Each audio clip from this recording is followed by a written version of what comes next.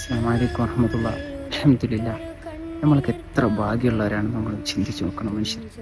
കാരണം ഇന്ന് ലോകത്ത് ഫലസ്തീനി ജനതകൾ അനുഭവിക്കുന്ന ദുരിതങ്ങളും പ്രയാസങ്ങളും ഒക്കെ കാണുമ്പോൾ നമ്മൾക്ക് എത്ര ഭാഗ്യമുള്ളവരാണ്. ഇന്നലെ ജനിച്ച കുഞ്ഞ് ഇന്നും മരണപ്പെടുന്നു. 300-ലേറെ ബുള്ളറ്റുകൾ ഒരു പിഞ്ചു കുഞ്ഞിൻ്റെ ശരീരത്തിൽ നിന്നെടുക്കും.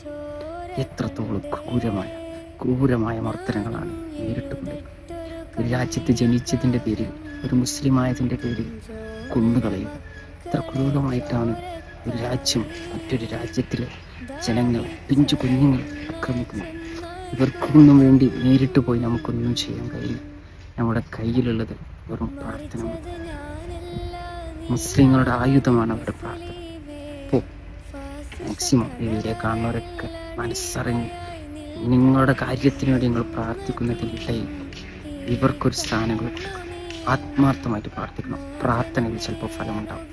അല്ലാഹുമ്മ അഇസ്സൽ ഇസ്ലാമ വൽ മുസ്ലിമീൻ വഅദിൽ ശിർക വൽ മുശ്രിക്കീൻ. അല്ലാഹു കാത്തിരക്ഷിക്കട്ടെ മുശ്രിക്കീങ്ങളുടെ ഈ കാട്ടാളന്മാരുടെ ശല്യത്തിൽ നിന്നും ഫലസ്തീനി ജനതക്ക് അല്ലാഹു എല്ലാവിധ ഖൈറും കൊടുക്കട്ടെ, രക്ഷപ്പെടുത്തട്ടെ. അല്ലാഹു കാത്തിരക്ഷിക്കട്ടെ. എല്ലാവരുടെ പ്രാർത്ഥനയും ആത്മാർത്ഥമായി ഫലസ്തീനി ജനതക്കും ഗാസയിലെ കുട്ടികൾക്കും എല്ലാവർക്കും വേണ്ടി പ്രാർത്ഥിക്കണം. ഇൻഷാ അല്ലാഹ്. അല്ലാഹു തൗഫീഖ് നൽകട്ടെ.